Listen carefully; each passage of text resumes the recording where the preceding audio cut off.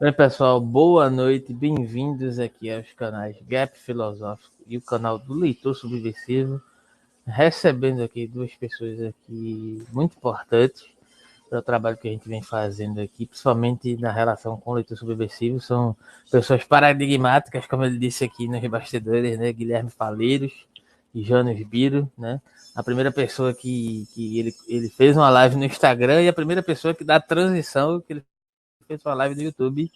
É prazer, que satisfação poder mediar aqui essa conversa com vocês. Janos Biro aqui é apresentado como filósofo, mas tem uma série de outras atividades que são intercaláveis, interdisciplinares, e o Guilherme Faleiros também como antropólogo, mas tem uma experiência concreta de pesquisa aí na área do indigenismo, da perspectiva anarquista, etc. E o Leitor Subversivo vai poder apresentar eles melhor para vocês. Fica à vontade e passo a palavra. Boa noite, todo mundo. Muito obrigado aqui, né? Hoje está o Janos, que eu conheço já, acho que já há pelo menos há uns 10 anos, eu imagino. Dos rolês, sempre foi uma relação que a gente conheceu politicamente. Uma das poucas pessoas que eu tive contato, assim, do primeiro contato sobre anarquismo. Acho que uma das pessoas que eu mais devo uma perspectiva nacional de alguém brasileiro que eu olho, que eu leio os escritos, que eu leio a teoria há uns anos aqui sobre anarquismo, mas além do anarquismo ele apresentou diversas outras perspectivas, já vários designs e coisas que foram citadas e foram mostradas, compartilhadas por mim, são de material que foi apresentado pelos Janos. E tem o Guilherme Faleiros, né? A gente conheceu ele através do livreto Dialética Perspectivista Anarco-Indígena, e fui atrás dele, né? E sendo o Janus que foi a primeira live dentro do Instagram lá atrás, e o Guilherme Faleiros, a primeira live do YouTube, então temos aqui um belo encontro. Então é meio paradigmático para mim, é emocionante também. É um sinal que o projeto atingiu uma escala bem interessante. São mais de trocentas lives e todos com assuntos que eu considero com pertinência e importância. Hoje o assunto aqueles assuntos que eu considero bastante presente no pensamento dos Janos e, né, que considero presente também que relacionava às lutas indígenas o debate sobre a autonomia e as críticas e a questões organizacionais. E aí eu vou deixar que eles se apresentem e vamos tentar incitar diálogos e trazer minhas dúvidas, né, sobre essas questões. Então, primeiro, o Janus pode se apresentar? Leitor, rapidinho. Tipo, só assim, acho que é válido ressaltar que, tipo, você tá se sentindo impactado, emocionado, tipo, caralho, eu acho que é massa isso daqui, eu acho que é massa esse momento.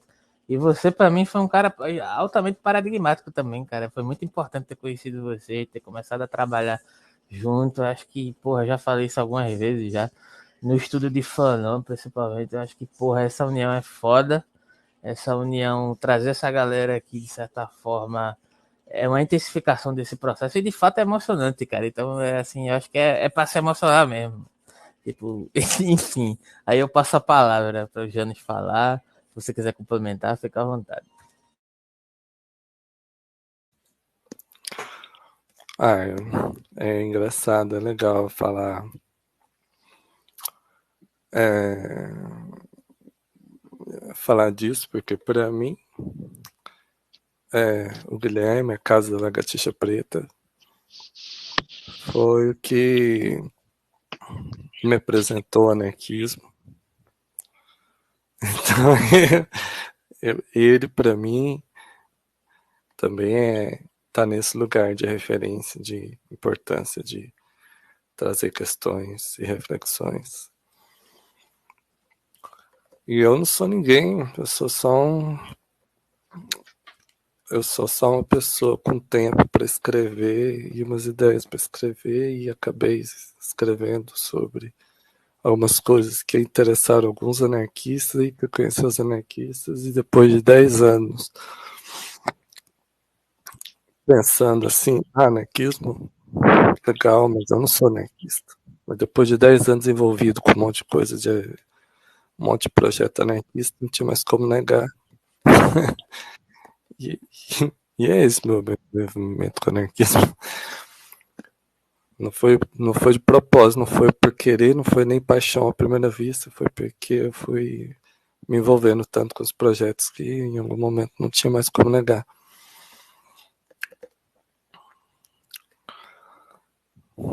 E eu espero poder contribuir em alguma coisa com essa conversa.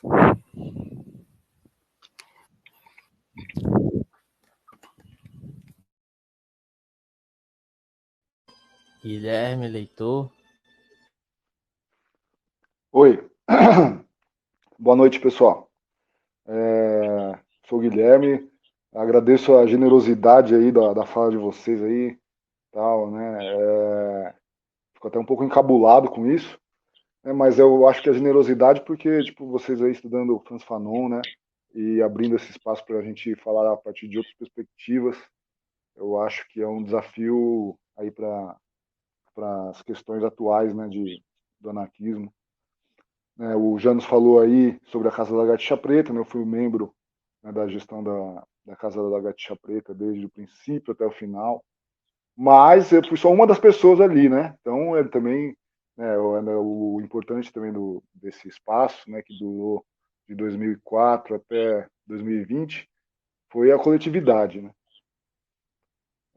E quanto à minha reflexão aí sobre filosofia anarquista e ameríndia, né, ela parte também do meu trabalho de pesquisa com o povo indígena Chavante, né, de participação etnográfica, e também continuada a parceria e ativismo. Né, a última vez que eu estive lá com eles foi em 2021, 2021, a pandemia me deixou meio confuso com essas datas todas, né? Mas acho que 2021 foi logo que acabou, assim, logo que saiu vacinação e tal, né? Eu fui para lá vacinado já com um grupo de voluntários, de bombeiros voluntários antifascistas, para uma oficina de combate a incêndio florestal, né? Levando técnicas de bombeiros não indígenas, né? E também eu fui fazer esse trabalho de mediação e, inclusive, né, para o pessoal não indígena aprender também conhecimentos indígenas a respeito do fogo. Bom, essa aí é um pouco de mim. Hoje eu estou um pouco longe disso tudo, porque estou dando aula, né, como professor de sociologia aí, 19 turmas, um monte de prova para corrigir. Então o Janos falou que ele está agraciado com tempo para escrever. Nesse momento eu estou sem tempo nenhum para escrever. E é isso aí, galera. Vamos ver aí o que o papo pode dar. Então, os dois são produtores de conteúdo, né, e divulgadores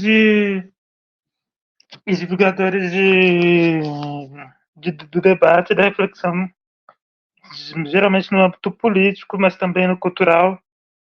Os dois são envolvidos com cultura, né? O Guilherme eu sei que ele faz música. O James é principalmente um escritor de ficção, poesia e teoria, ambos, né? Aí, acho que o que já começa aqui na receita do bolo da gente é a questão da amizade, né? E do encontro. Aí, como está sendo para vocês na ficção política a questão, como é que se introduz na questão política, no debate sobre a organização, a questão do encontro e da amizade, da união das pessoas?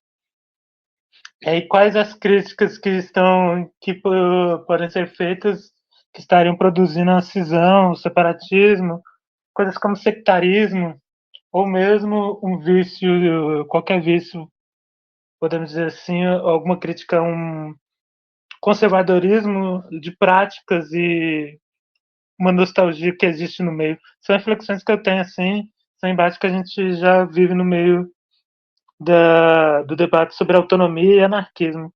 Eu gostaria de saber de vocês, como, principalmente que vocês se envolveram bastante, muito mais, em ocupações, em atividades, manifestações, assembleias. Quais são as reflexões de vocês sobre essa vivência e as críticas que vocês percebem que precisam ser feitas a essa relação de encontro para as lutas aqui no Brasil? Aí qualquer um pode começar aí com a palavra. Janos, Guilherme? Cara, eu vou tomar a palavra para tentar ser bem breve a princípio, né? Mas é para apresentar uma reflexão que eu tenho tido sobre isso, sobre essa questão, né, da amizade, etc. Eu acho que a questão da amizade está muito conectada, né, a um princípio anarquista dos grupos de afinidade, né? E os tenho depois do tempo, né, de experiência com anarquistas, com organização, né, que atravessa o anarquismo, com observação também de outras coisas, mesmo, né, agora com o trabalho de professor, observando, né, como que os próprios alunos se organizam entre si, etc. Né, eu tenho, né, e depois de várias crises, né, também que a gente viveu recentemente aí, especialmente no campo do anarquismo autonomista, podemos dizer assim, né, crises assim, de rupturas, etc., nos últimos, digamos, sei lá, 10 anos. Eu acho que até podemos dizer que 2013 foi um marco um pouco disso também, depois 2015, talvez. Eu acho que a amizade ela faz parte, né, do processo, né, os grupos de afinidade eles fazem parte, né, são necessários, porém, né, é preciso reconhecer, né, que a amizade e os grupos de afinidade são mecanismos mais fluidos, né? Então as pessoas elas brigam, né, os grupos eles se desmancham e depois se transformam em outros, né? Então nesse sentido o que estou querendo dizer é que a gente precisa de uma organização que vá além disso, né? A gente precisa de formas, né, de se organizar ou de se conectar, né, vamos dizer assim, né, não uma organização rígida necessariamente, mas formas de se federar, de se juntar, que consigam ir além dessas crises, né? E para isso, né, formas de organização que não abandonem os grupos de afinidade, mas que possibilitem que esses grupos sejam fluidos o suficiente, né, para que as amizades, inimizades, né, brigas, etc., aconteçam, né, porque elas acontecem de fato, sem que haja uma ruptura, de modo que possa haver uma instância para além dessa, né, que conecte as pessoas para além da amizade de alguma forma. E nesse sentido, eu acho que a gente precisa também buscar maneiras de lidar com o conflito, não necessariamente buscando o consenso, né? Assim, eu acho que é preciso reconhecer o dissenso, ao invés de tentar apagar ele, onde que muitas vezes, né, nesses mecanismos que a gente encontra aí de solução de conflitos, eu vejo que existe um pouco isso, né? É uma visão um pouco ingênua, assim, meio maniqueísta de um bem, né, de uma busca de uma concordância geral que ela nem sempre é possível, né? E às vezes nem desejável também. Bom, com isso eu termino essa minha apresentação aí de uma reflexão sobre isso. Total. Eu acho que o fato de eu ter sido, vamos dizer assim, bem recebido entre os anarquistas foi justamente por causa dessa abertura pro dissenso e para afinidade. Eu lembro que eu conheço um pouco da trajetória política do Guilherme. Eu acho que a minha é bem diferente. Eu comecei procurando pessoas para discutir sobre crítica à civilização. E eu comecei criando fóruns, né, na internet. E aí, em certo momento, eu percebi que as conversas presenciais, elas eram muito mais ricas para falar desse assunto do que pela internet. Era muito difícil falar pela internet, gerava um monte de discussão inútil. E eu comecei a querer encontrar as pessoas, a querer sair, fazer livrinhos para poder encontrar pessoalmente as pessoas, para poder falar com elas. Assim, sempre foi nessa crença de que eu tinha que sair da conversa de internet e ir para uma conversa, encontrar um lugar, encontrar as pessoas presencialmente, valia muito mais a pena.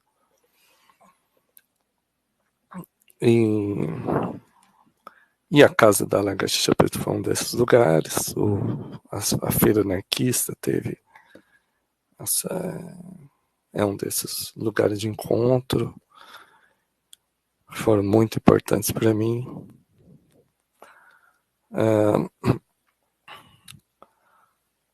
Eu acho que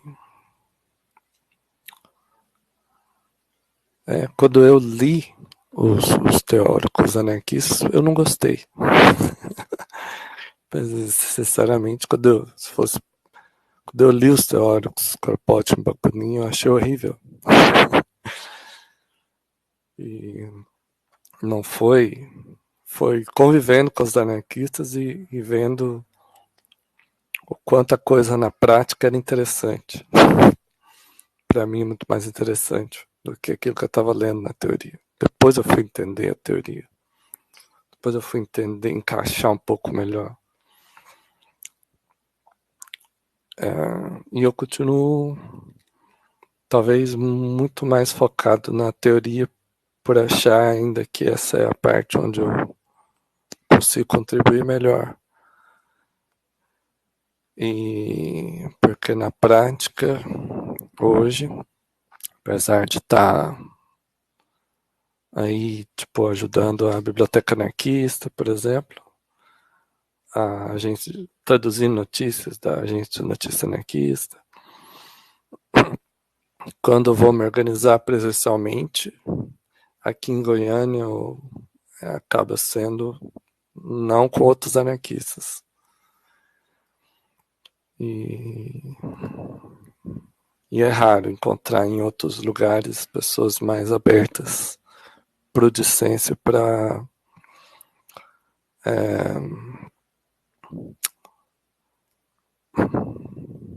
teorias diferentes, né? Eu sempre fui tirado de... o Janus é o cara anti-civilização, aquele negócio estranho lá, nunca entendi aquele negócio, mas tem uns negócios legais, é sempre assim. E vendo algumas coisas do Guilherme, falar sobre se unir, se federalizar, já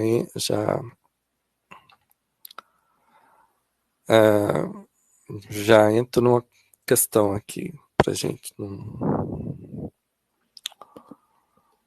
Uma coisa interessante, eu acho, seria para a gente debater o conceito de federação. Né?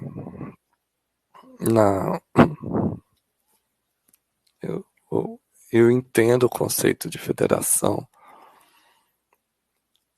que o Guilherme usa, por exemplo, não é o conceito que muitos anarquistas que eu conheço, principalmente anarco-individualistas, detestam esse conceito de federação. Eles acham que não faz sentido o federalismo anarquista. Eles acham que o federalismo anarquista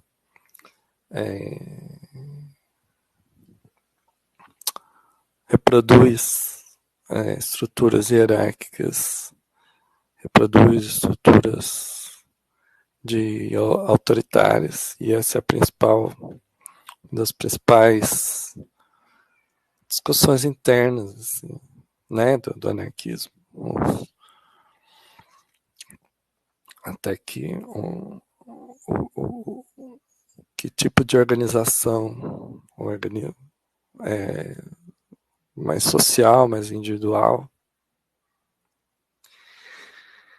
E eu sou da tese de que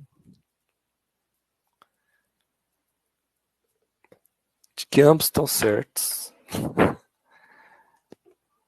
Eu acho que existe muita má comunicação entre um lado e o outro. Os anarco-individualistas acabam não entendendo muito bem o conceito de federalismo que eles querem criticar, e eles acabam criticando outra coisa. E às vezes do outro lado também, os anarquistas sociais, vamos dizer assim, mais voltados, às vezes acabam criticando muito pesadamente os individualistas, e os individualistas não são tão ruins assim quanto parece, não estão falando uma coisa tão absurda assim. Então acabam pendendo para os sintetismos, para uma ideia de é possível uma síntese entre as perspectivas mais organizacionais, anarco-comunistas até, e anarco-individualista.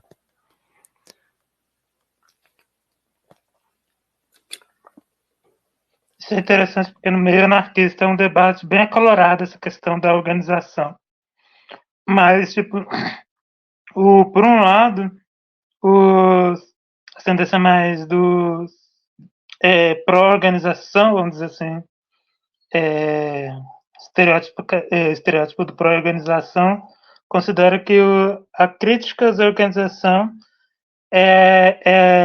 implica em ausência de uma organização.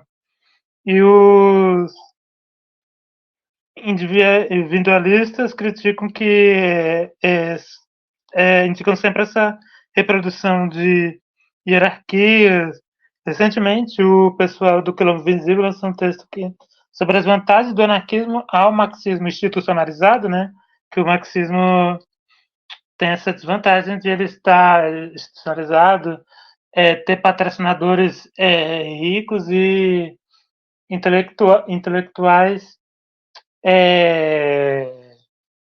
todos eles dentro das instituições, das universidades, assim, e os partidos políticos, né, toda essa treta, enquanto os anarquistas já estão afastados dessa produção da inteligência acadêmica, desse patrocínio rico e está em menos espaços de poder do que a maioria dos grupos da esquerda marxista. Só que ainda é possível ver a reprodução de certos vícios da organização desses grandes partidos e grupelhos mais tradicionais do marxismo tradicional, do marxismo, vamos dizer, do marxismo ortodoxo, ao leninismo, há certos vícios de ser considerado vícios de autoritarismo e tudo mais. Como vocês encaram mais essa questão da crítica à organização? Eu percebo que, na verdade, tipo, os anarquistas sociais acabam chamando tudo de anarquia em estilo de vida, mas cada modo de conceber a organização e de passar a se mobilizar para esse tipo de projeto implica numa escolha de forma de vida. Então não vejo diferença como o termo forma de vida implicará uma diferença entre um e outro, a não ser a distinção entre formas de vida ali. Aí, como pode começar com você, Janos, como você enxerga mais essa crítica às organizações partidárias e porque ela pode ser um ponto de síntese entre as duas posições do anarquismo social, mas anarcomunista e individualista.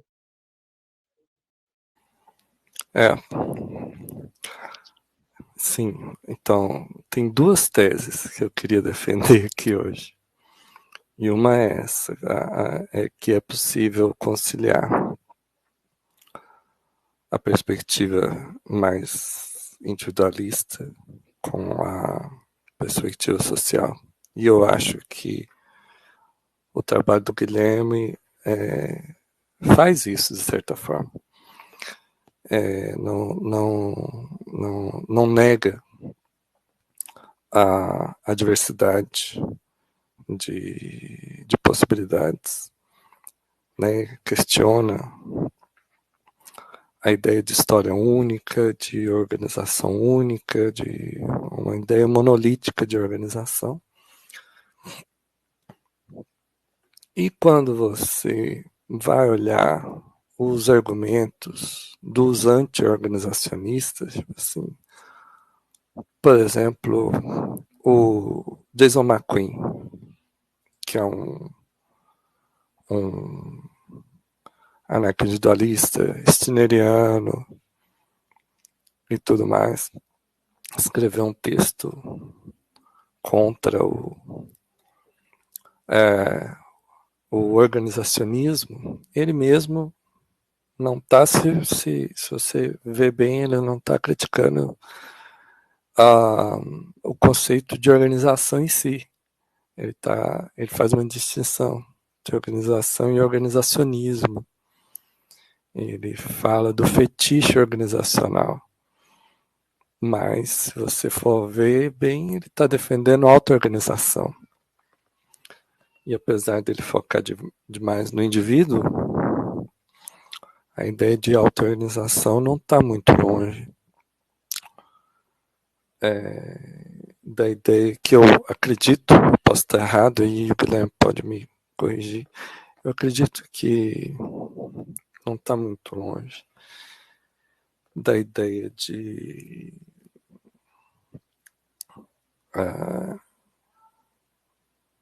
federação, no sentido que eu entendi, união de grupos de apoio mútuo, rede de apoio, né? Todo anarquista, quase todo anarquista, é muito comum a gente chegar naquele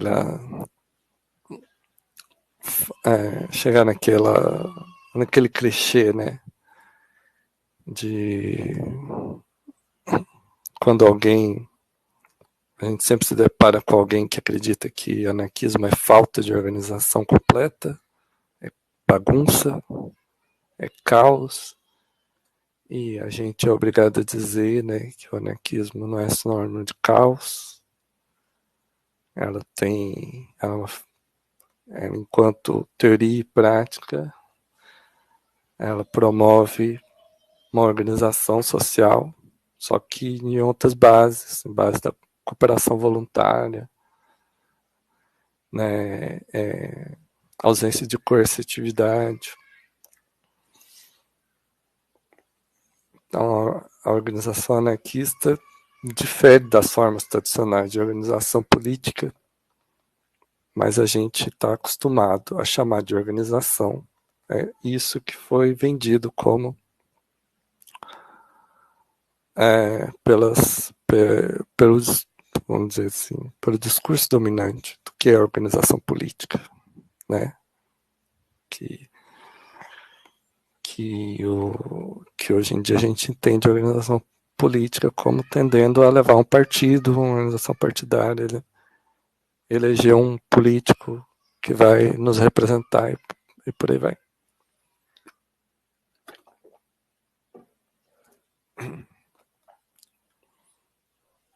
Guilherme? Desculpa. Oi. É que eu achei que o Jonas tinha terminado. Pode continuar, Jonas. Eu só queria também juntar isso com a minha segunda tese, de que essa junção das duas coisas tem tudo a ver com a crítica à civilização. Que a crítica à civilização tem um ponto a contribuir justamente na questão de superar a separação entre os anarquistas organizacionais, vamos dizer assim, que estão pautando nas formas de organização com o maior alcance possível, e os anarquistas individualistas que estão focados na autonomia individual, pequenos grupos, ou você ser capaz de resolver suas coisas por si só.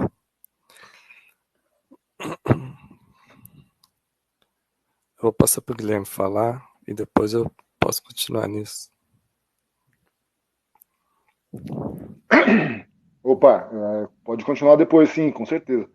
Então, eu vou falar sobre essa questão do anarquismo social, né? Primeiramente, eu acho que a gente precisa evitar essa armadilha da dicotomia do Bookchin, né? Anarquismo social versus anarquismo de estilo de vida, né? Quando eu gostaria de poder falar anarquismo social sem cair nisso. Então, ao invés de falar social, eu vou falar socialista, né? Anarquismo socialista. Aí engloba outros aí. Né? Mas eu acho que mesmo o anarquismo social ou socialista, né?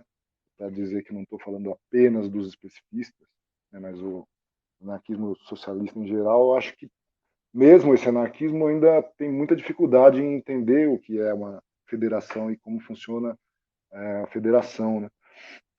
E nesse sentido, né, lembrando também uma coisa que eu não falei no começo, quando estava me apresentando, né, hoje eu sou membro do Centro de Cultura Social, CCS, né, que está completando 90 anos esse ano, e a gente está para lançar aí um livro junto com a Biblioteca Terra Livre, com o Núcleo de Estudos Carlo Aldegueri e com o IEL, né, é um livro do anarquista francês aí, do final do século XX, o Maurice Joyeux, que participou da Federação Anarquista Francesa, né? E esse livro é sobre uma crise, né, que existiu dentro dessa federação.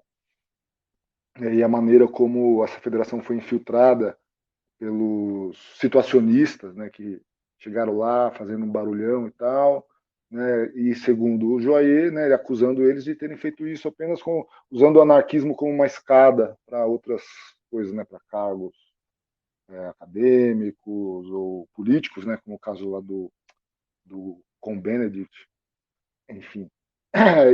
Mas eu vejo, né, ali um problema, né, na Federação Francesa, que eu não sei se o Joyer resolve muito bem, né, que é a questão de partir já de uma estrutura unificada, né?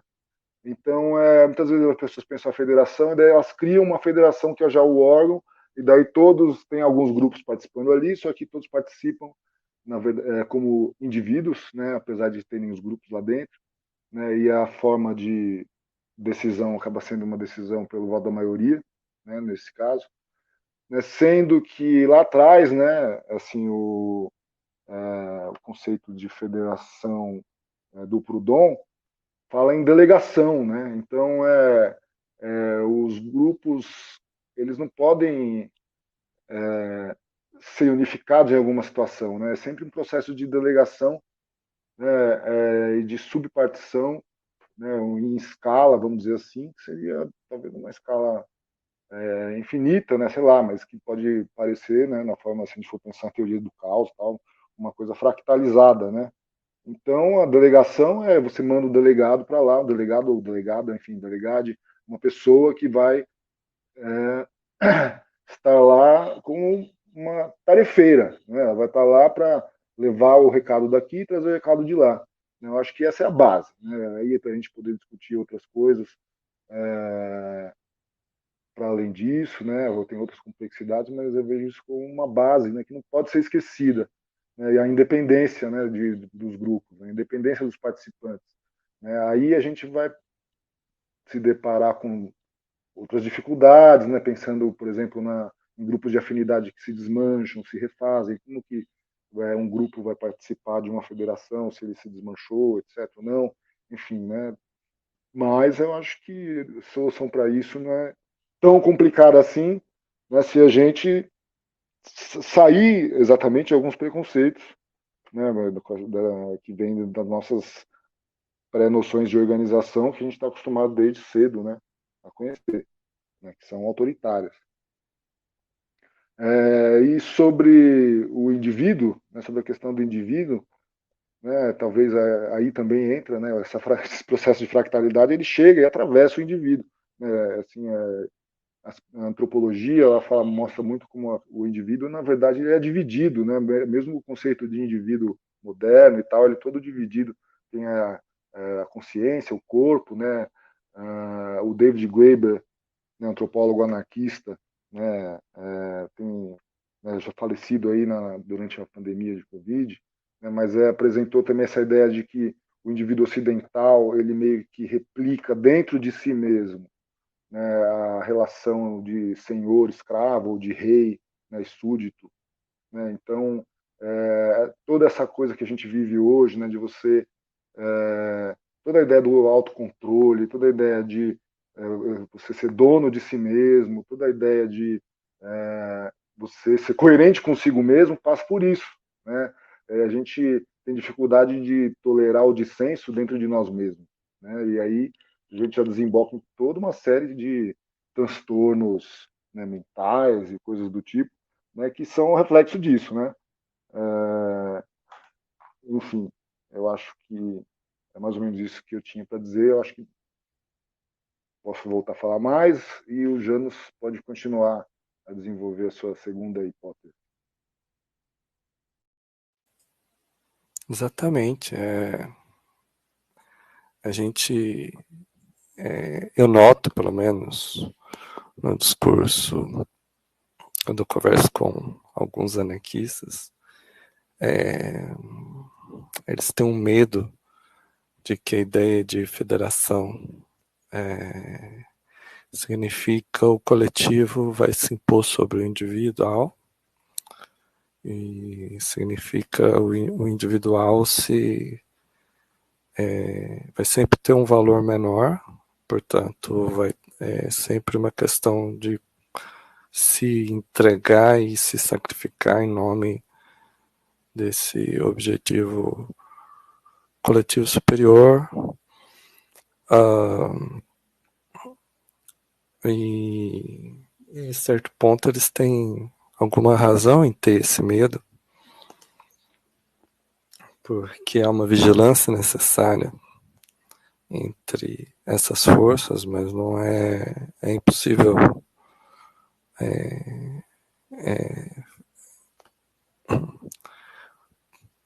purificar o anarquismo de um lado ou do outro dessa dialética, vamos dizer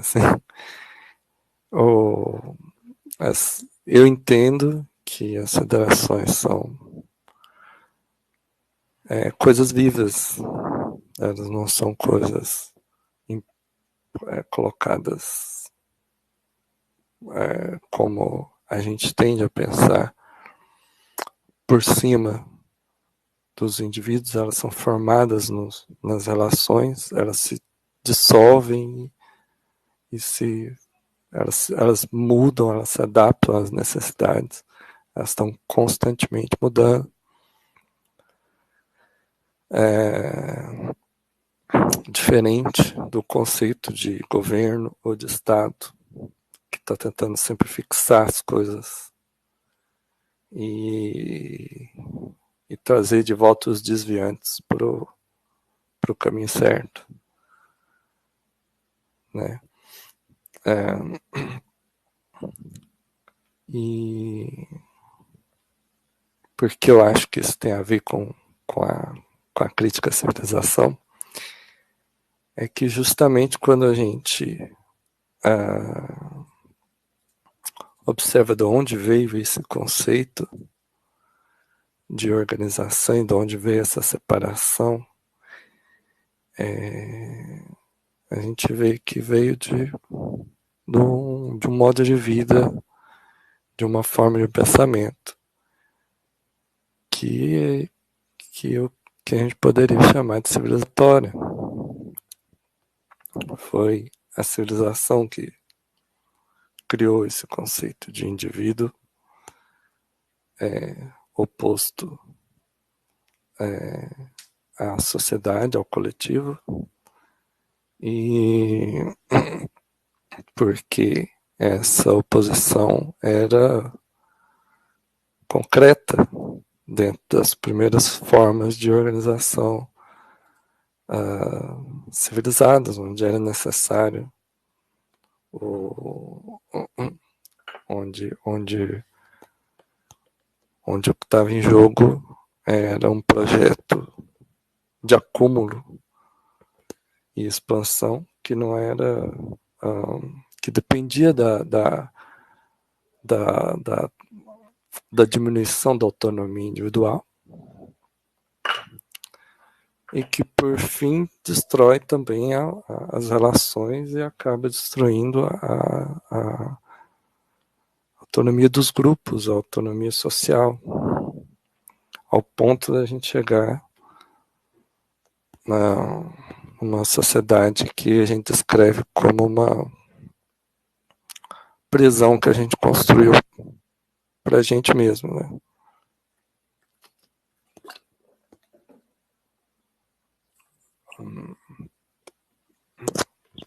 Há três questões que eu me pego constantemente pensando, que eu acho que já são trazidas dentro de alguns círculos de pensamento, de discussões, né?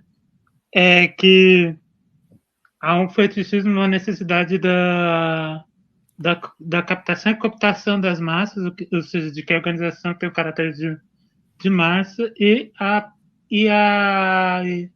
e se bota toda uma expectativa de formar uma organização que seja uma maioria ou um grande grupo, e com isso dessa imagem visual, tátil e psicológica, essa sensação psicológica de poder, de existência. Mas isso não implica em um poder de transformação. Às vezes, essa cooptação de captação que acaba se fazendo, às vezes, ainda é a captação dentro de um modelo típico, estereótipo de poder, de reprodução de forma de partidos, de sindicatos, que cria uma burocracia sindical, e acaba sendo um dos problemas, talvez, o fetichismo, uma necessidade que a organização seja de massa. Outro problema é a comunicação entre diversas organizações, entre diversas organizações, coletivos, que passa por a necessidade que seja que toda essa unidade, que se forma uma unidade em cima de uma única ideologia ou teoria, ou daquelas que são classificadas as únicas corretas, né? E uma obsessão por uma pureza ideológica. Aí tem ligar isso, é um problema de comunicação, de atenção, problema que acomete em todos os espectros, né? E que tanto do anarquismo quanto fora do anarquismo, e uma necessidade de se resolver da perspectiva que seja da transformação radical, né? Pensar essa questão de ser ou não massa, se é necessário se assegurar nessa necessidade de conversão da maioria para se iniciar um processo de sedição, de sublevação, de subversão, e qual o papel que a gente se dá como anarquista, militante ou intelectual, que a gente pode se dar, que vocês se dão, no momento de crise, no momento em que há uma ruptura, no momento que há uma ação, uma atividade, um processo em que vocês podem se inserir e participar. Aí gostaria que primeiro o Guilherme falasse, aí depois o Janos pudesse trazer uma reflexão nesse sentido também.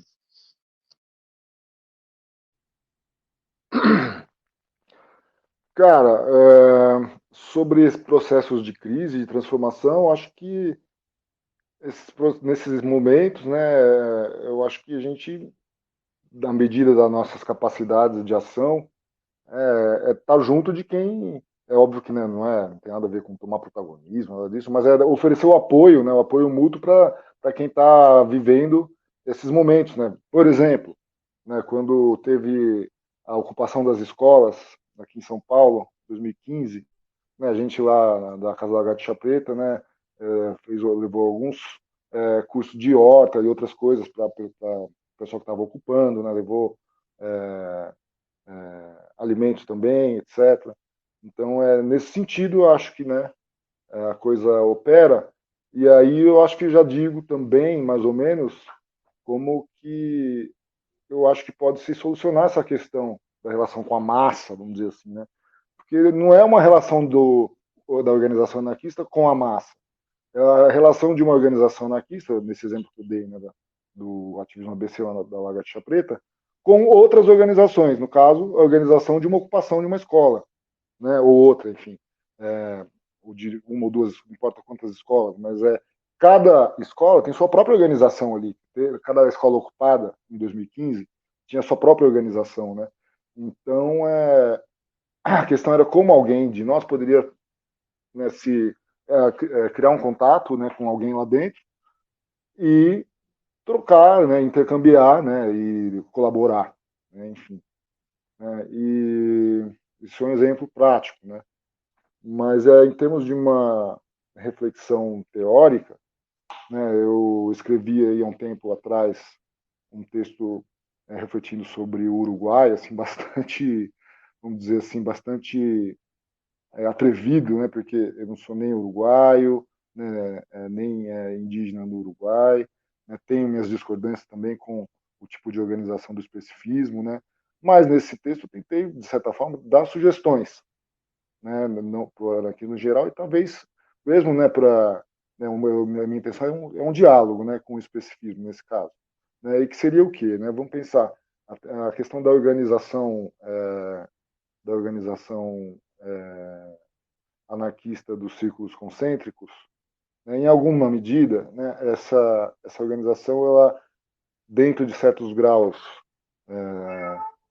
precisam ser controlados, né, ela tem uma certa necessidade, né, a gente não pode deixar todo mundo ir entrando dentro da nossa organização, a gente tem que ter algum grau, né, de participação, né, que possa, é claro, né, para que todos possam evoluir para um nível de participação semelhante, né, mas, por exemplo, uma pessoa principiante, ela não pode tomar decisões junto com as outras, inclusive porque ela pode estar trazendo outros interesses, né, interesses que não fazem parte daquele grupo.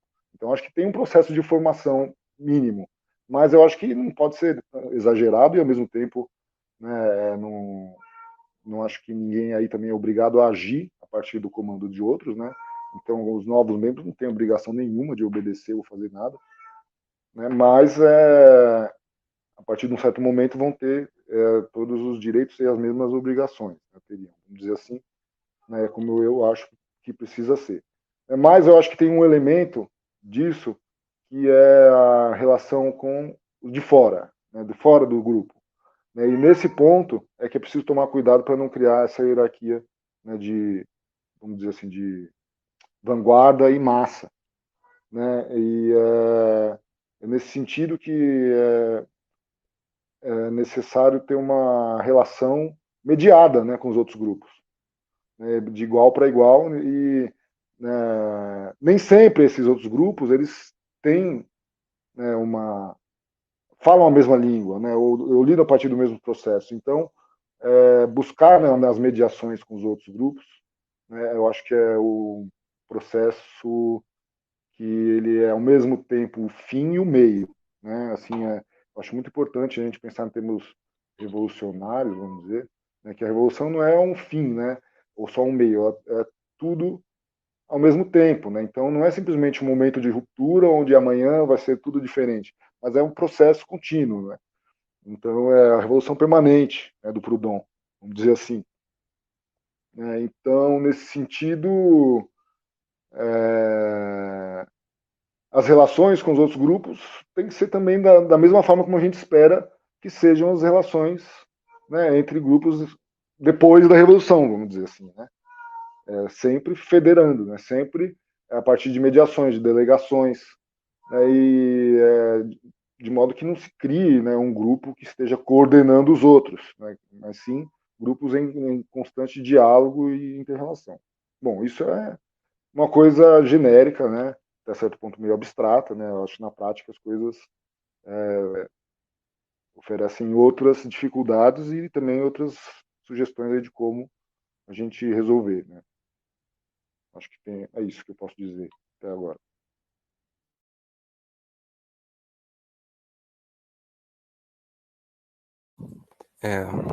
O que eu acho que eu posso tentar colaborar é tentar dizer para as pessoas que se identificam com a crítica à civilização, por exemplo, que veio muito, que foi muito influenciado pela anarquia pós-esquerda, por anarco-individualismo,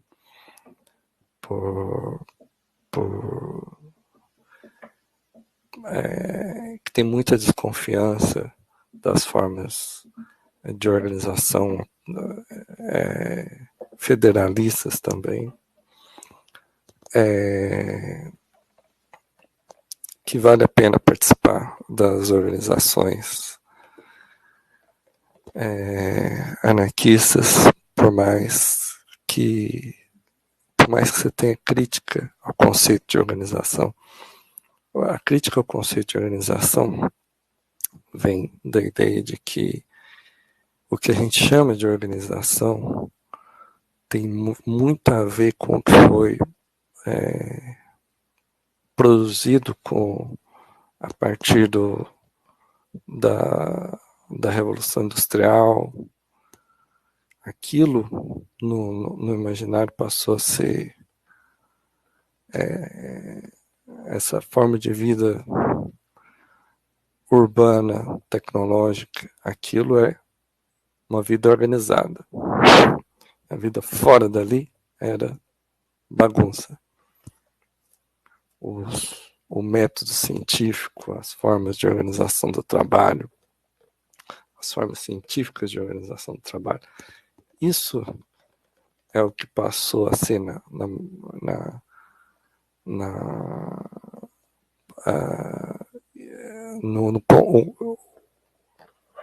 no conceito de organizado para a maioria das pessoas. E por isso, alguns desses anarquistas, quando eles estão questionando a organização, eles, na verdade, estão questionando a sociedade industrial, vamos dizer assim. Eles estão questionando não a forma com que os povos indígenas se organizavam nas suas múltiplas diversidades de formas de organização, e que as pessoas sempre se organizaram, mas talvez eles tenham algum problema. E por que a gente chama isso de organização? Não tem nenhuma outra palavra, acaba tendo um debate, um debate meio... Sempre entra um debate sobre o conceito. Eles vão preferir usar o conceito de autonomia. E os dois conceitos parecem muito distintos, mas eles são intercambiáveis. Autonomia individual e comunitária é justamente aquilo que foi destruído pela lógica civilizada da eficiência da produção. Então, quando o anarquista quando as organizações anarquistas buscam se opor ao Estado e ao capital a partir dessas formas de organizações de grupos que se juntam com grupos, como o Guilherme descreveu,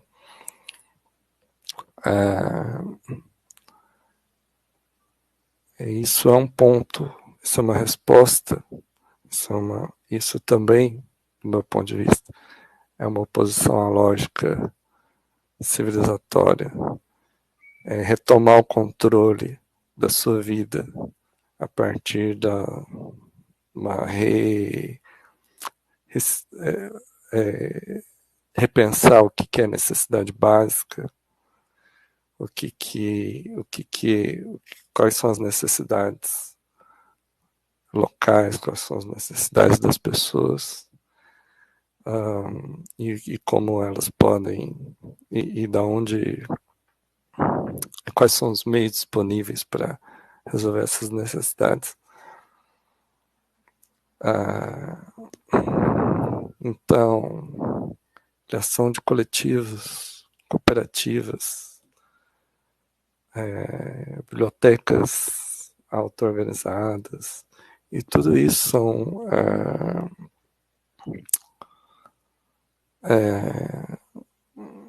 são formas de se opor à lógica civilizada também. Só que aí eu poderia entrar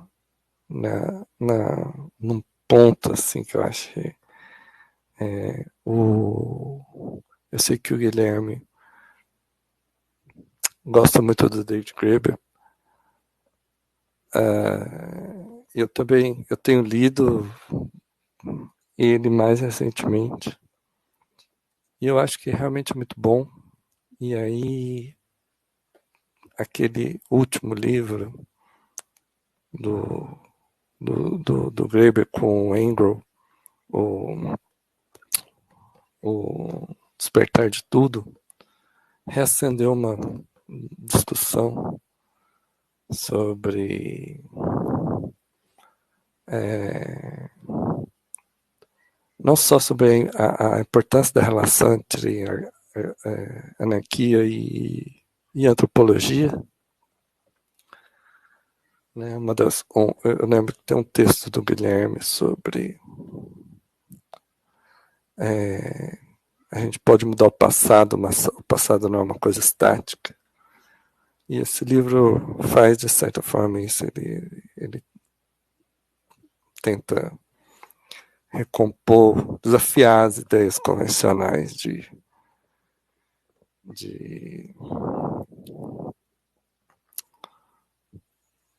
suposta inevitabilidade da organização hierárquica, capitalista,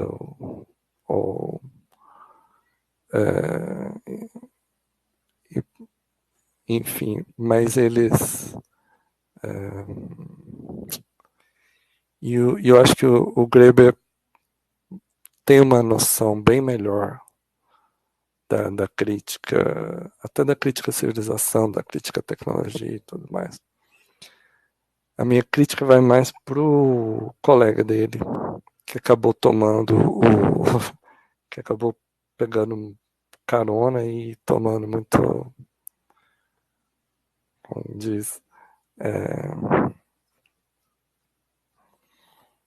o outro David, o David Engel, não sei como é que fala o nome dele, né? É um arqueólogo que sempre teve a tese a favor da antropologia urbana, assim, sempre teve essa tese de que se contrapunha algumas ideias comuns da crítica à civilização, que via questões no acúmulo de excedentes, nas sociedades dependentes de agricultura, e aí ele vai, e o Engel juntou, vamos dizer assim, a ideia da antropologia anarquista do Graeber com a ideia que eu acho que é dele mesmo, de que você pode ter, dentro da diversidade cultural de organizações sociais humanas, exemplos de cidades e talvez até civilizações formas civilizatórias que são igualitárias, que não levam a necessariamente um problema, porque não levam necessariamente ao Estado. E essa é a discussão que está me interessando agora. Eu discordo do Engel nesse ponto. Eu acho que ele não leva em consideração os argumentos da crítica à civilização, que ele desconhece ou desdenha, não quer saber. Acho que o próprio Graeber não foi tão crítico assim dessa perspectiva do anarco-primitivismo, por exemplo. Mas o Engel é da tese de que tudo isso é besteira, que a crítica à civilização é uma besteira, porque o progresso tecnológico não tem nada a ver com a centralização do poder, não tem nada a ver, a cidade não tem nada a ver com não é problemática. E ele usa os exemplos de sociedades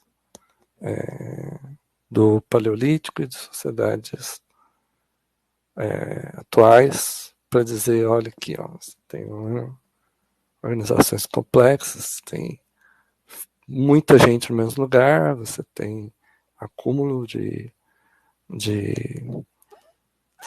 excedentes, mas não tem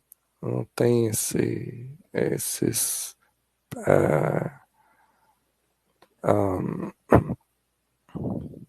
mas a autonomia está preservada, a autonomia individual coletiva está preservada. Existem formas de preservar essa autonomia.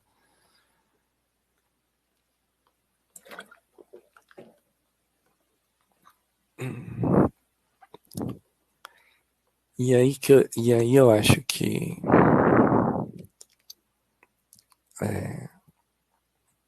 a cristalização seria interessante, porque naquele texto da chamada, quando ele fala de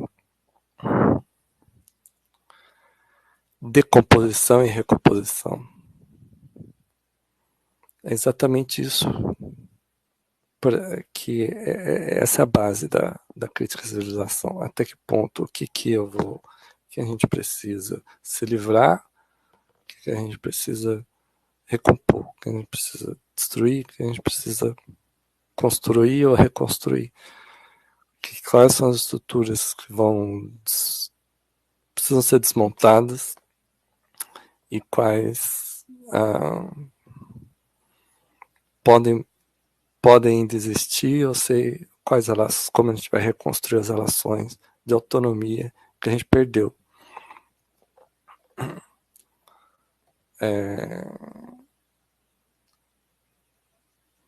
Eu acho que e aí a maioria dos anarquistas, mesmo quando tem uma crítica à tecnologia, não é uma rejeição total à tecnologia, é uma oposição à subordinação das atividades humanas aos interesses de uma ideologia tecnocientífica.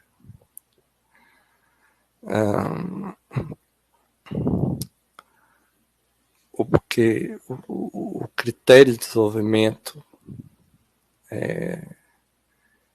que a gente empregou foi o aumento do poder humano sobre a natureza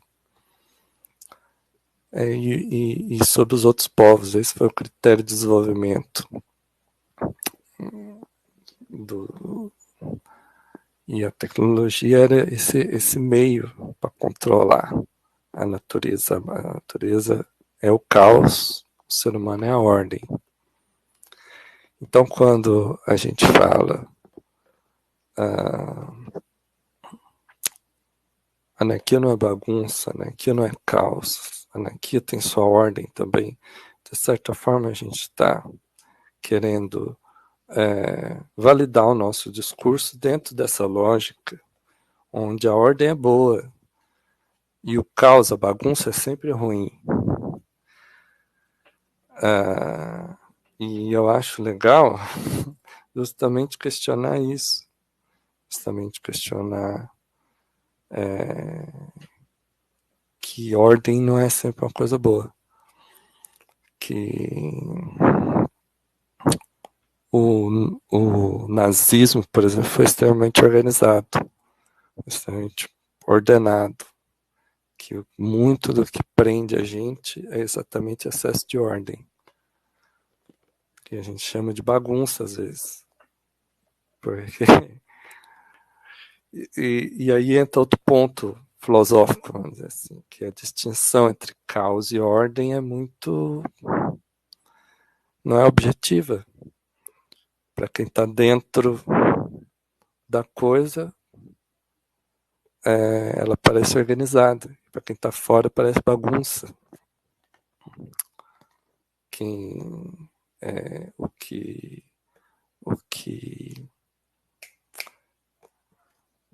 reflete aquela ideia, vamos dizer,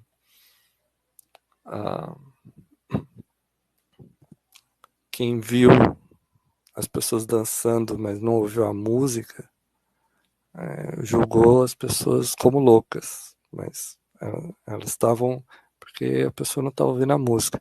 Quando você ouve um heavy metal e o seu, vamos dizer, você não tem você não está acostumado a ouvir, você não aprendeu a ouvir, ele soa como ruído, barulho desagradável, ele passa a ser agradável quando você começa a entender. Então, o que era caos vira ordem. Então, não é objetivo a distinção entre caos e ordem. Por isso não existe tanta... Quando as pessoas vão... Quando a gente vai dizer anarquismo não é bagunça, eu às vezes prefiro dizer, sim, é bagunça sim, mas é uma bagunça boa. Ou então uma junção entre caos e ordem. Num conceito dos franceses, por exemplo,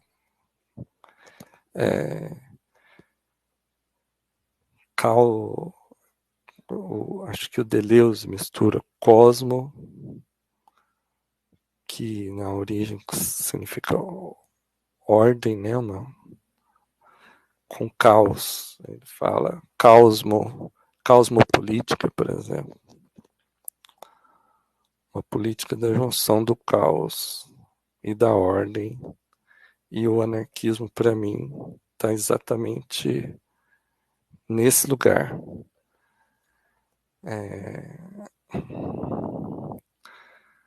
E às vezes a gente entra na discussão dos conceitos, porque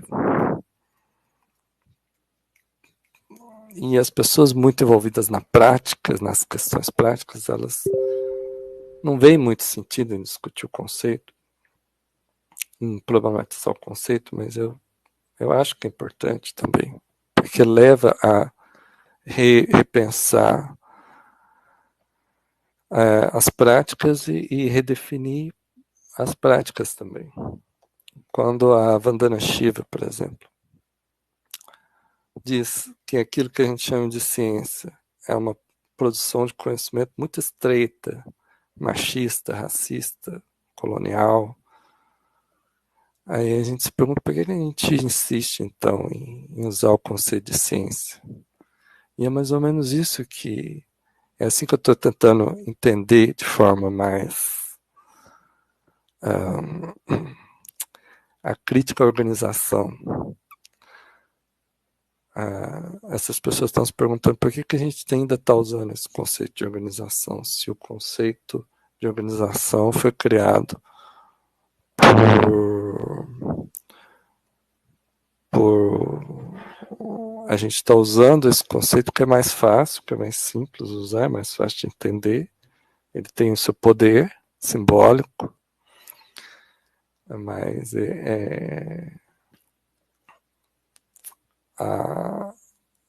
assim como o conceito de ciência, ele é uma produção histórica que vem de formas de violência, de opressão, de colonização.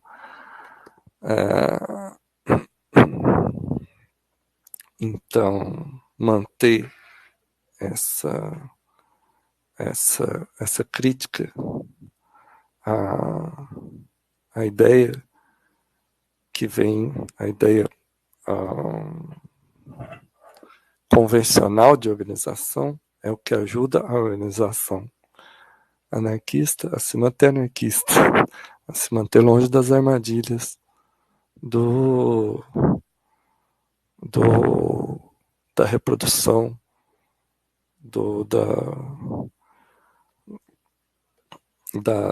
das formas de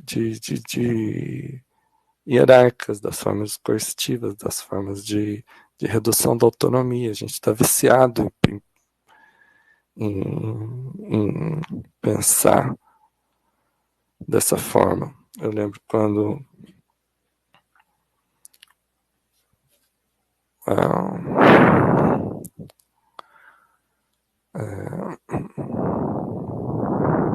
eu acho que eu falei demais por enquanto. Eu vou parar um pouco.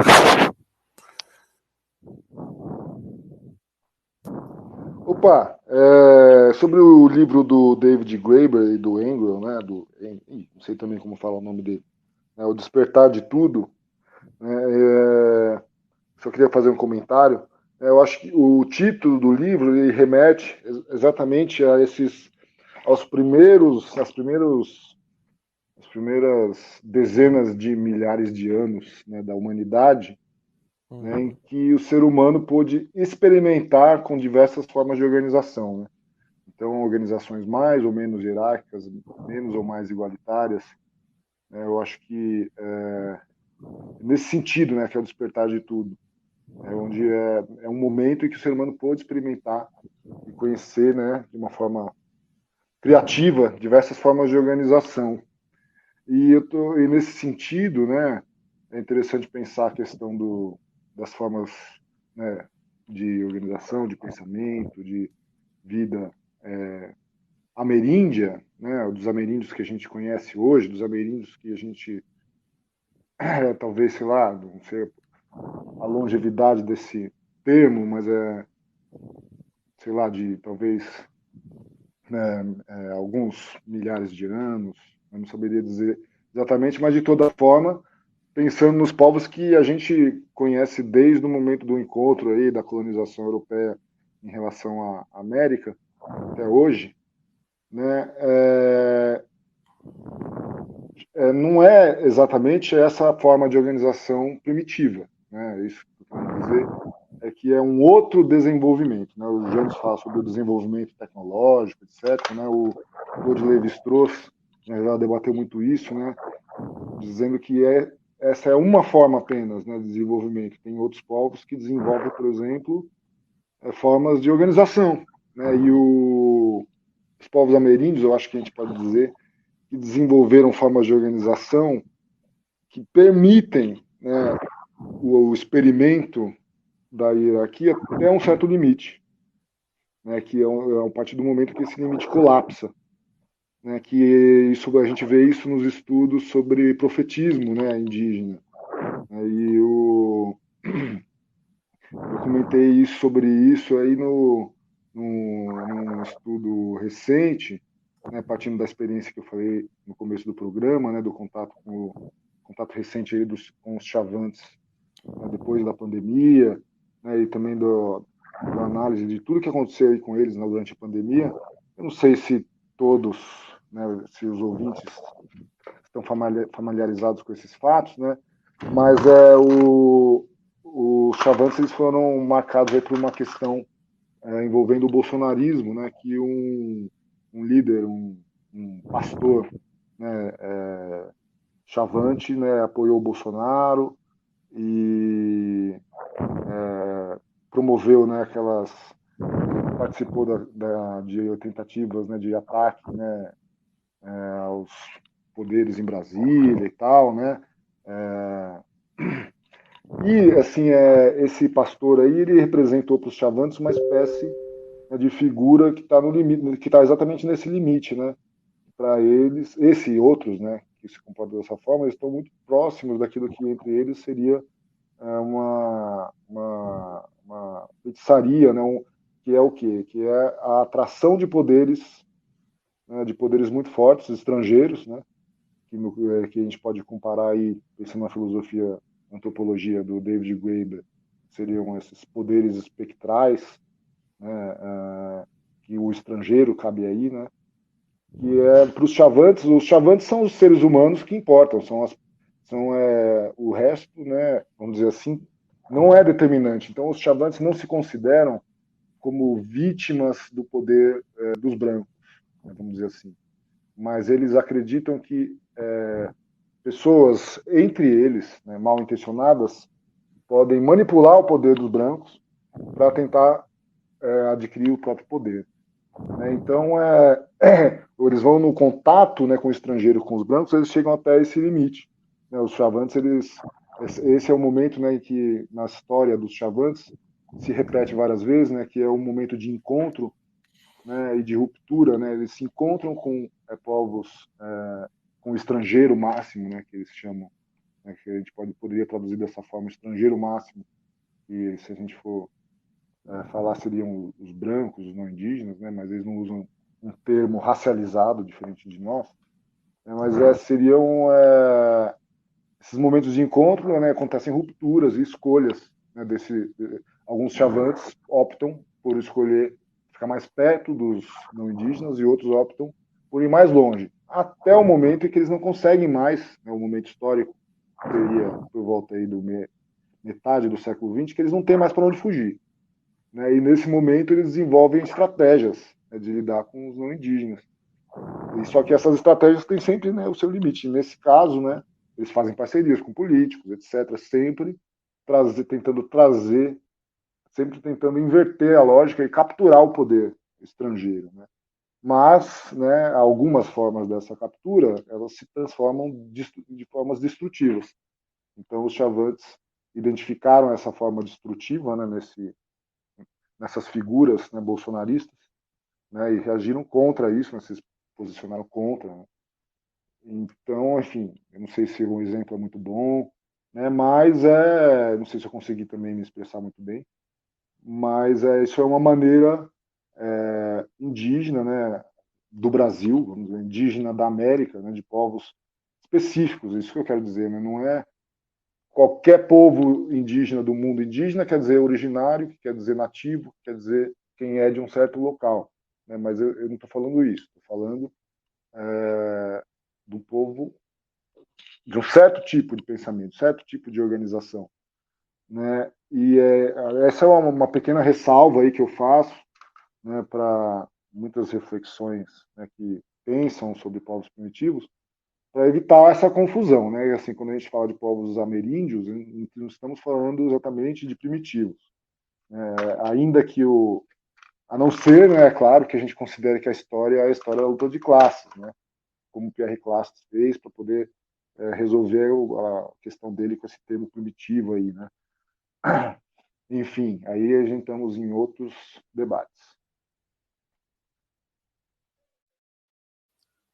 Uma das coisas, eu li o seu trabalho e eu estava vendo alguns vídeos você falando sobre autonomia e anarquismo, muito, muito bom, tal, lá pro Escola de Autonomias, né? Eu acho.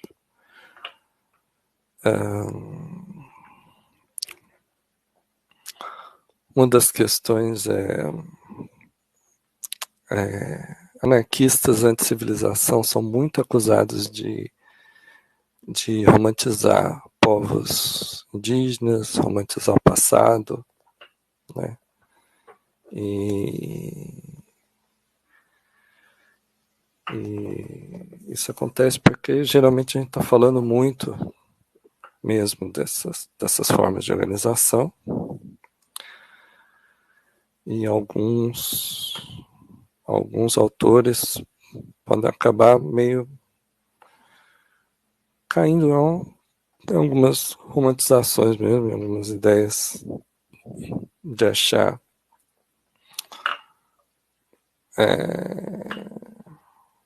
o que acaba levando, isso é uma coisa geral, que acaba levando tanta gente a ficar meio chocada de pensar, nossa, mas tem sociedades indígenas onde tinha formas hierárquicas de poder, então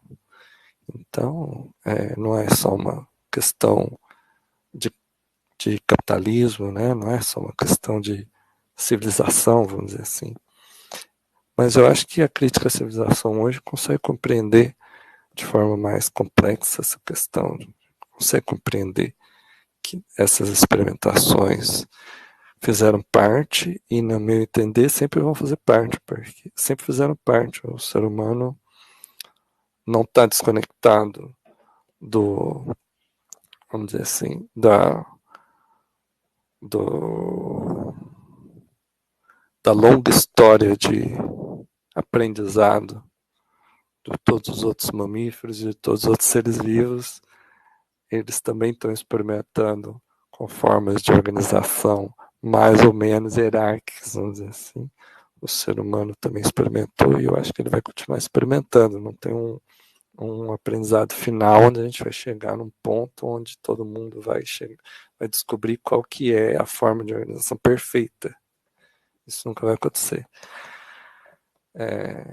E a gente também... E outro ponto interessante é não perder aquela visão idílica de viver no mato, que é uma perspectiva que é muito comum entre os críticos da civilização, querer se isolar, vou morar mais perto da natureza, ali eu vou estar menos alienado e vou viver com mais qualidade de vida, e muitas vezes é verdade, né? Mas muitas vezes não. Não é assim tão simples. Para citar um exemplo de uma amiga que sempre teve essa crítica à civilização, trabalhou, juntou as condições para ir viver perto da natureza, chegou lá e um dia ela me ligou chorando, falando, não aguento mais. Não aguento mais, porque onde eu moro eu estou aqui perto da natureza, dos animais, mas isso significa que eu tenho que ver a natureza e os animais sendo mortos, e a natureza sendo destruída todos os dias, porque está aqui do meu lado. E na cidade eu não via. Então, tipo, eu vim para cá para ter mais saúde mental e eu tô tendo menos, eu tô mais nervoso, eu tô mais angustiado, eu estou sofrendo mais, porque eu tô vendo a civilização ao vivo e a cores do meu lado, e lá na cidade, de certa forma, eu tava anestesiada e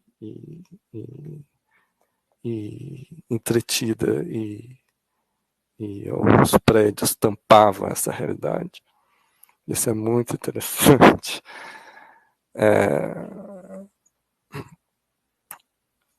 Não adianta achar que tem que tem uma saída simples, que tem uma saída fácil, que tem uma saída individual, e por isso a gente volta para necessidade de organização. Necessidade de organização para conseguir ter um espaço onde você, como indivíduo, vai ter realmente essa autonomia.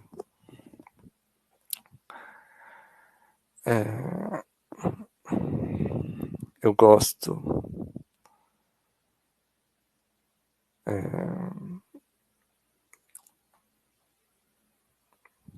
Eu gosto.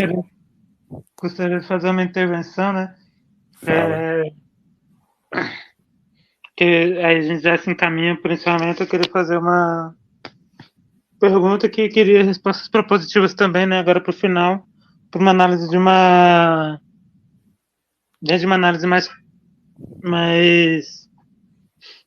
geopolítica agora, e meio Foucaultiana, né? Me inspirando no Bernard e Harcourt, que é sobre o paradigma, e também, né, envolve as lutas anticoloniais, o estudo do Fanon, envolve a questão da insurreição e da organização, que é sobre a repressão agora, né, sobre os grupos políticos que se utilizam das ilegalidades que estão no processo de legalização do Estado, né, as ilegalidades do Estado que estão sob legalização, como terrorismo de Estado, as torturas, a militarização das polícias. A gente está acompanhando agora a luta contra a cidade policial dos Estados Unidos, a gente vê a militarização, as experimentações de coloniais, né, que utilizar ambientes de guerra para treinar táticas de repressão e controle populacional, que foi feita no caso do Brasil no Haiti,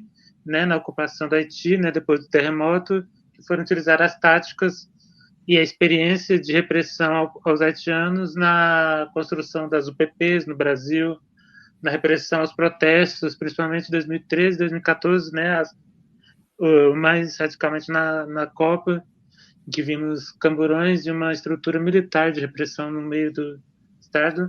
Novas leis, como a lei antiterrorismo, né, então, tanto nos Estados Unidos, né, principalmente com a desculpa das guerras às drogas e guerra ao terror, no caso dos Estados Unidos, mas principalmente na guerra ao terror e guerra às drogas, que é essa paradigma da contra-insurgência, que é antes aplicada ao exterior, né, para conter insurgências nos países, né, numa tática colonial, imperial. Agora ela também é uma lógica internalizada dentro do Estado, que é três paradigmas, né, que envolve também a crítica, que isso vai envolver um pensamento da crítica, né, e da perspectiva mais urgente do uso da tecnologia, né, que é a obtenção total da informação, é um dos paradigmas da teoria da contra-insurgência, e agora ela foi impulsionada com o surgimento da internet, né, que tem seu histórico também de evolução e de produção por causa da guerra, da Segunda Guerra Mundial, da Guerra Fria, da evolução dos códigos, e tudo isso vai dar na internet. Então, as questões da privacidade e da informação agora estão sendo captadas por um novo meio através do Facebook, Instagram, WhatsApp, aplicativos de compra, oferecimento de cartão de crédito, banco de dados e tudo mais. A gente está agora sobre o em que nossas informações, em que todos nós estamos expostos e vulneráveis.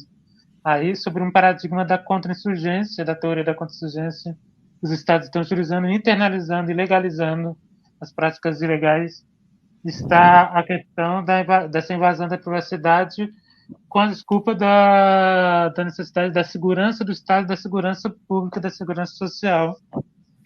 Aí os grupos, como lidar com essa questão do paradigma desse questão da informação e privacidade para organizações, e também que é o paradigma da erradicação das minorias, né? E o Estado também constrói supostas minorias insurgentes, então todas as minorias raciais, principalmente racializadas, são alvo, como no caso do 11 de setembro, os Estados Unidos colocou sob suspeita todos os cidadãos que tivessem laços de origem muçulmana. Então todos passaram a ser suspeitos, começaram a utilizar ataques com drones, aí a tecnologia entra de novo, né? Que para matar alvos à distância e com isso dizer que é mais humanizado, coisas que foram vazadas pelo Estados Unidos, né? Que agora a gente está com uma vigilância maior, né? E a gente observou esse aumento da vigilância também no processo da pandemia, em que novas legislações, que a pandemia também, né? Foi um momento entre as crises, os ataques terroristas e o momento da pandemia, que foi também uma crise biológica, o Estado reformulou suas leis e a tecnologia foram utilizadas para aumento da vigilância, para aumento do controle social, novas regras, então, e que isso as pessoas foram se acomodando e regras do estado de sucessão foram deixando de ser exceção e agora são legalizadas. E também vem a questão da cooptação através do marketing, né, são os 3 paradigmas da teoria da contra-insurgência que vem sendo se tornando um novo paradigma de governamentalidade, né? Primeiro, a obtenção total de informação, que agora a gente tem facilitado por esses vários meios, a destruição e perseguição da minoria insurgente, inclusive criando fictícias minorias para poder persegui-los, né? Se tornando a classe perigosa, que não é só feito pelo Estado, mas por grupos políticos como a supremacia branca, os grupos de extrema-direita, extremismo religioso, tanto dos budismos em Myanmar, que massacra a minoria sul-muçulmana, o que ataca os palestinos, os hindus que consideram o hindu puro e todas as outras manifestações como heresias, e isso a gente vê também na religião, nos grupos políticos. A paradigma da contra-insurgência ela não é só internalizada no Estado, mas essa eliminação desse inimigo imaginário, obtenção total de informação e a mais importante é conquistar o apoio da população, da maioria inativa. Então, como agora funcionar nesse processo de legalização da perseguição através do paradigma da contra-insurgência para as organizações, como se organizar e pensar a organização agora, e sobre a questão principalmente da tecnologia, da informação, e como pensar sobre a autodefesa, né? Porque agora o grupo pode ser destruído e de formas violentas que foram legalizadas, e como se preparar psicologicamente e também proposições, né, para refletir sobre formas de prevenção, né? Aí quem quiser começar, aí vai ser as nossas falas de encerramento. Eu vou começar porque eu queria comentar também um pouco do que o Janus falou e eu acho que dá para conectar com o que você está falando, né? E vou aproveitar, já vou entrar nos assuntos que são assuntos que eu estou discutindo em sala de aula também. Eu sou professor do ensino médio, né, dou aula para 19 turmas aí. E aí eu vou tentar conectar um pouco também. Engraçado aí, numa prova aí que eu dei, né? Estava falando sobre os povos que colonizaram a América, né, os primeiros, né, os que povoaram a América. E que chegaram aqui primeiro, antes não tinha, né? Enfim, sobre a pré-história da América. E aí, né, tem um estudo que mostra que na América do Sul, especificamente, houve um encontro de povos diferentes, né? Isso tem estudos genéticos que mostram que tem povos que vieram da Oceania, né, e que se encontraram com aqueles que vieram da Ásia, né? Isso durante milênios, né, os processos. Mas na América do Sul se encontram alguns registros, né, arqueológicos de pedra lascada, né, que tem 2 tipos, né, de pedra lascada que convivem mais ou menos no mesmo período, que são tipos que um foi inventado depois, aí, mas enfim, né, isso quer dizer então que são duas culturas aí diferentes que estavam convivendo nesse pedaço. Daí eu fiz uma pergunta sobre isso e uma das pessoas que respondeu errado, né, mas respondeu falando sobre a diferença de povos indígenas da América do Norte comparado a povos da América do Sul, que seriam povos andinos, né, que tem os povos incaicos, etc., né, falando de como eles tinham desenvolvido a agricultura, não sei o quê.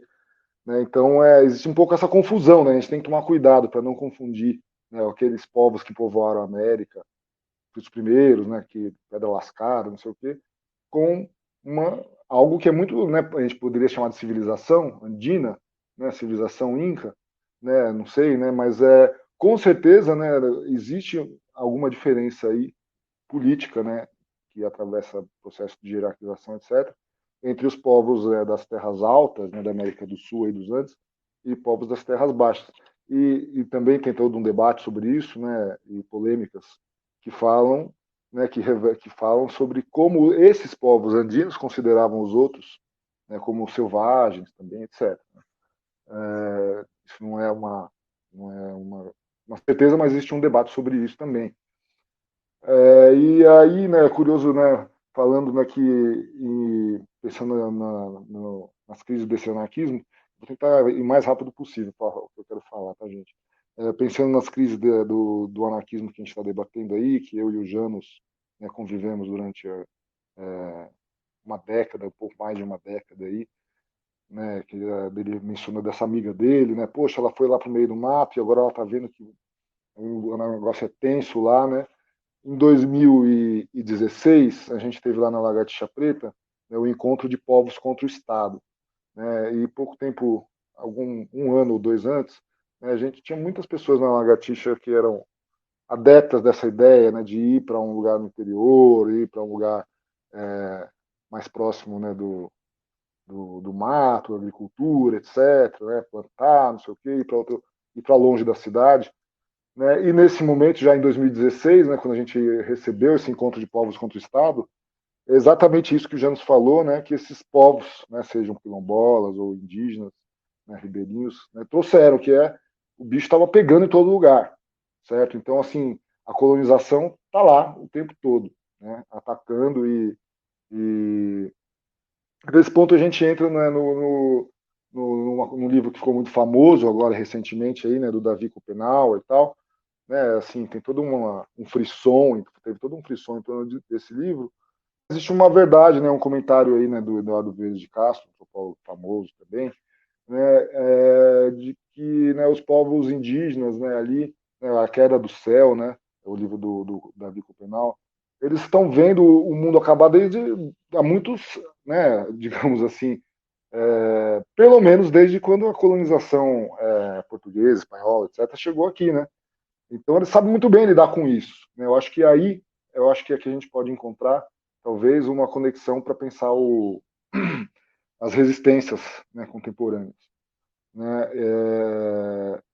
Eles estão resistindo desde então, né? E resistindo com tecnologias aí que podem ser tanto as mais avançadas até, né? Usar GPS para fazer autodemarcação de terras, e tecnologias mais simples, né, como, por exemplo, o combate a incêndio com acero, né, que é uma tecnologia que os bombeiros hoje usam, mas que os chavantes conhecem há séculos, talvez, né, ou mais, né, o povo indígena com quem eu trabalho e tal.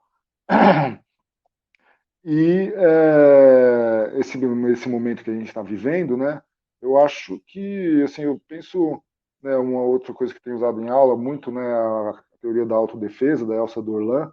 Eu acho que isso também fala muito, né, sobre isso. Né? A colonização, o tempo todo, ela está reproduzindo um tipo de poder, né, que talvez possa ser comparável com o poder soberano do Foucault, né, que é um poder que se impõe através da tortura e da impossibilidade, né, do dominado se defender. Né? E eu acho que talvez hoje esteja mais elaborado e tudo isso, né? Mas ainda assim o processo talvez não seja tão diferente, né? A gente tem diversas, né, formas de luta aí hoje, né, que estão acontecendo, né? Por exemplo, as Mães de Maio, né, que são o movimento de autodefesa, a gente pode dizer aí, né, da população periférica aí de São Paulo, etc., que é mais próximo possível do anarquismo, né, por menos que elas tenham uma conexão com a própria teoria ou prática do anarquismo, né? São mães que estão buscando justiça pela morte dos seus filhos, e elas acusam, né, a democracia de ser uma ditadura, né, a democracia dos massacres, enfim, né, então elas estão desconfiadas do Estado, né, de cabo a rabo, né, e e assim, ainda um pouco mais sobre, né, isso que o leitor trouxe. Eu acho que também tem uma coisa, né, que é essa tentativa de combater, eliminar eu não sei qual que é o termo que ele usou exatamente agora, né, mas é de conter as resistências, etc., que tem a ver com a própria com a massificação do sujeito neoliberal, né, do sujeito empreendedor, né, empreendedorismo de si. A gente vê isso em campos mais inimagináveis, né? Eu acho que a esquerda brasileira está forrada disso, né? Tá recheada disso, né? A lógica da competição, a lógica da meritocracia, né? A lógica do empreendedorismo de si e tal, acho que está isso é muito perigoso, né, para a organização libertária. Né? Eu acho que isso, né, facilita muito, né, a confusão de uma liberdade anárquica, né, de onde a minha liberdade ela aumenta com a sua e com a dos outros, né, com a liberdade individual, né, com o mérito, com a conquista, né, com a conquista de uma posição melhor, a conquista de um bem de consumo, etc. Eu acho que isso talvez seja uma das formas que mais mina a resistência. Né? E não é novo também não acho que seja novo. Né? E aí eu volto para o David Graeber, né, que ele acusa lá, né, lá nas crises do escravismo, né, lá nas crises, né, dos templos né, ali da Eurásia e tal, né, de quando, por exemplo, como algumas tribos saíram e constituíram uma rebeldia que era patriarcal. Né? Então, às vezes, a própria rebeldia ela se transforma em algo que é suicida para si mesma. Né? Eu acho que nesse ponto que a gente tem que tomar cuidado, né? Ver aqui, em que medida que as nossas propostas emancipatórias não estão sendo capturadas também. É isso.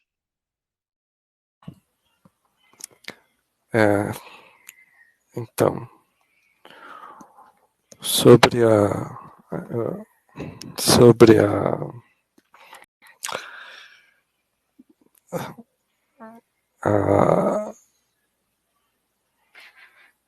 intensificação, vamos dizer assim, do controle do policial, dos movimentos, acho que a gente tem visto, acho que vale a pena falar do movimento Stop Cop City, por exemplo, né, onde morreu um ativista não binário, Tortuguita, foi assassinado pela polícia, defendendo a floresta, onde eles estão tentando construir um complexo de treinamento de policiais, num lugar onde era uma fazenda, uma prisão fazenda, onde eles, né, no final onde os presos trabalhavam sem receber nada. E a economia girava em torno, e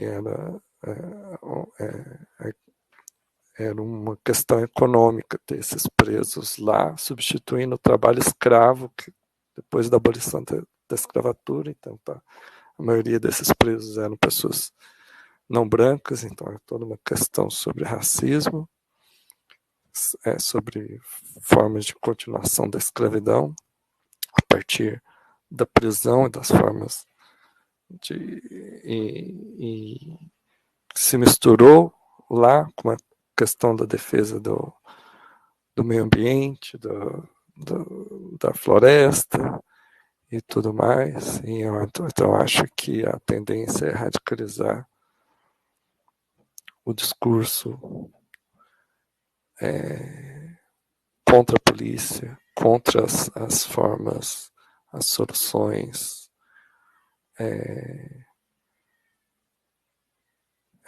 legais, somente no âmbito legal. O âmbito legal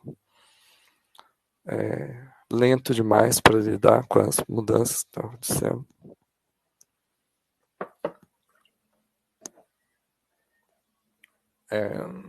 unir a questão da luta contra as mudanças, da crise climática, com a necropolítica e com tudo mais. Eu acho que isso está acontecendo agora, eu acho que isso é o mais interessante no discurso, do ponto de vista da crítica à civilização. A gente está descobrindo autores que nem Copenau agora para descolonizar o discurso anti-civilização, para sair um pouco da influência dos autores norte-americanos. E eu acho que a gente precisa perder a inocência sobre o que é crítica à tecnologia, porque a gente tem que parar de pensar que criticar a tecnologia é criticar o uso de drone na guerra, por exemplo.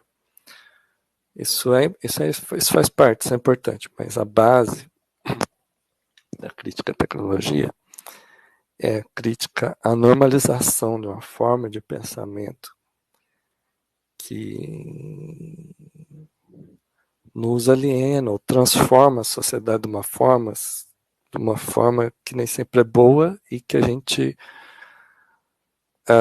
aceita, a gente aceita muito fácil, normaliza. Por exemplo, e a gente vê isso na noção de tempo, por exemplo.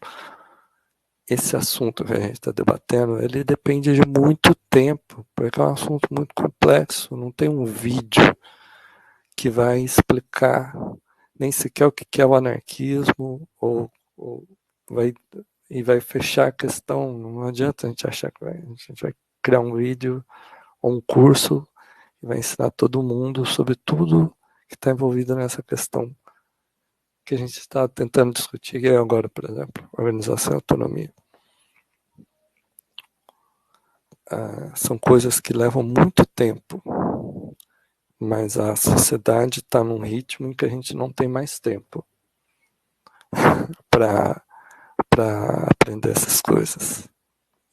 Uma entrevista, eu vi acho que um TikToker foi entrevistar um senhor de 93 anos, e aí o senhor estava falando e eu notei o número de cortes assim da edição no vídeo, praticamente um corte por segundo assim na edição, porque o senhor de 93 anos, ele, apesar do TikToker ter ficado emocionado e achado muito interessante o que aquele senhor estava falando, ele não tem paciência para esperar, ou ele sabe que as pessoas não têm paciência para esperar o senhor falar da forma com que ele fala, uma forma pausada, uma forma lenta.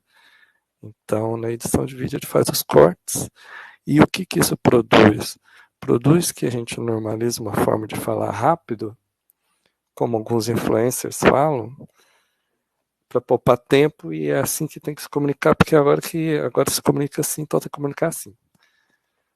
Ninguém tem mais tempo, todo mundo tem déficit de atenção, então se você quer falar com as pessoas, você tem que falar assim, tem que falar rápido, e as pessoas nunca falaram assim. Isso é tecnologia, entendeu? Isso é a influência da tecnologia na nossa vida, mudando os nossos conceitos de tempo, mudando os nossos conceitos de conhecimento, de relação e de tudo mais. É nisso que a gente foca, e a gente acha que isso é importante, porque quando a gente problematiza e vê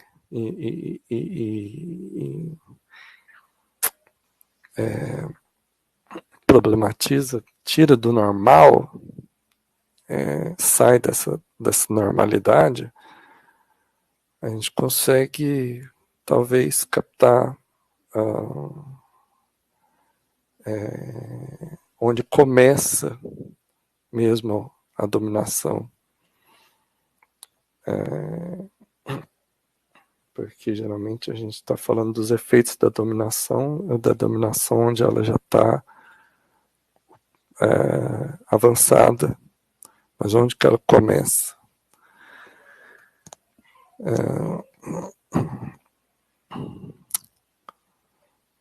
Então é isso, acho que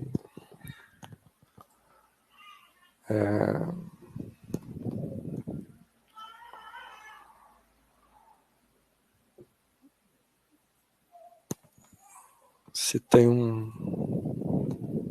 Então, um ponto central, pode falar. não pode terminar. Se tem um ponto central que a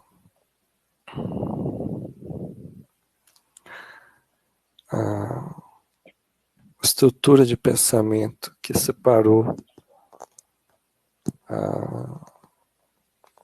o conceito de organização do conceito de autonomia, que eu meio que opôs esses conceitos e gerou todo um debate dentro do anarquismo, um acusando o outro de ser desorganizado demais, espontaneista demais e não conseguir construir nada, o outro acusando de ser autoritário demais e querer definir demais as coisas. Essa divisão em si, ela é falsa. E o caminho para a anarquia talvez seja desconstruir essa divisão. A perspectiva anti-civilização, a perspectiva antropológica, indigenista, ela colabora com essa desconstrução ao mostrar outras formas de percepção, outras formas de compreender essas realidades,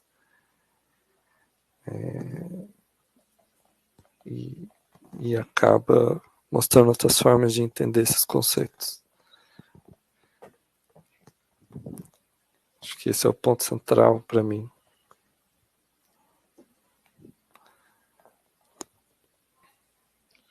Então, muito obrigado a todos. Muito obrigado às falas do Janus e muito obrigado, Guilherme Faleiros. A gente vai encerrar agora e vocês podem acessar, procurar os materiais do Janus através da editora Anarquista no Instagram, Ipanac, e no site Contrafactual e Contraciv, não é? Isso. E Guilherme Faleiro, como é que tem acesso a seus livros? Olha, eu não tenho livros não, hein? É tipo o livreto, né, que o pessoal da Monstro dos Mares fez, do perspectivismo anarco-indígena. Isso originalmente foi um artigo, né? E outro livro, né, tem um livro que eu ajudei a editar, que eu editei junto com o Gustavo Pradella há alguns anos atrás aí, pouquinho tempo atrás só. Eu acho que ele deve estar esgotado, não deve nem existir ninguém fez de novo, que era De Volta para o Futuro Primitivo, né, que o Jano citou aí, né, sobre mudar o passado, que é um artiguinho que eu coloquei nesse livro. Também participei aí talvez para o público anarquista interessa saber, né? Eu tive um artigo no livro da editora do Plínio, né, sobre a pandemia, a Imaginário, né, sobre formas de resistência durante a pandemia aí. Mas assim, tudo isso e mais um pouco, né, outros capítulos e artigos e tal, coisas desse tipo, dá para encontrar onde eu coloco a maior parte das minhas publicações que eu consigo na forma de PDF, dá para encontrar no meu academia.edu. Eu sei que muita gente não consegue acessar direito esse site, né, mas lá eles estão lá de forma gratuita, né, e se alguém tiver dificuldade, dá para me mandar uma mensagem, pode talvez se quiser me encontrar no Instagram, Punk Canibal. Aí pode me mandar uma mensagem pedindo alguma coisa.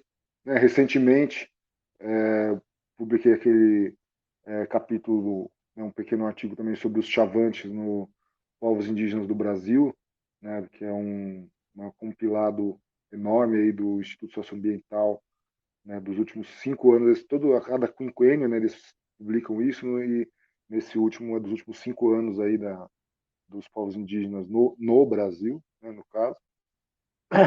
E também tem um texto sobre a relação do Centro de Cultura Social com o antifascismo, né, na revista do CCS, que é a revista comemorativa de 90 anos do Centro de Cultura Social de São Paulo, né, que está terceiro número, né?